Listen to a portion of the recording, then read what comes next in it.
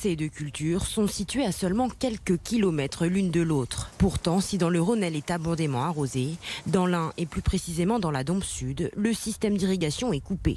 Car cette zone est touchée par un épisode de sécheresse et c'est pourquoi depuis le 31 mars, un arrêté interdit l'arrosage la journée. Cultiver du persil devient donc très compliqué pour ce maraîcher. On n'arrose pas pour le plaisir d'ouvrir les vannes et consommer de l'eau, on est bien conscient des problèmes qu'il y a.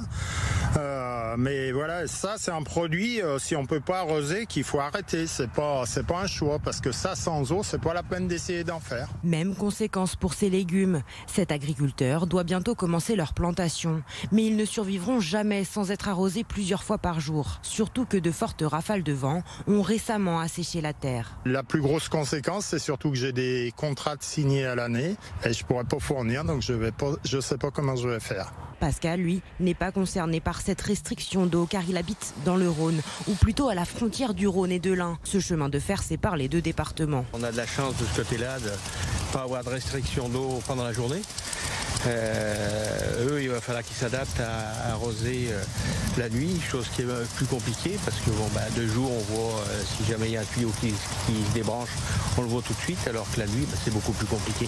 Des conditions de travail bien plus contraignantes auxquelles les agriculteurs de la Dombes Sud vont devoir se plier pendant encore longtemps. L'arrêté court jusqu'au 31 octobre.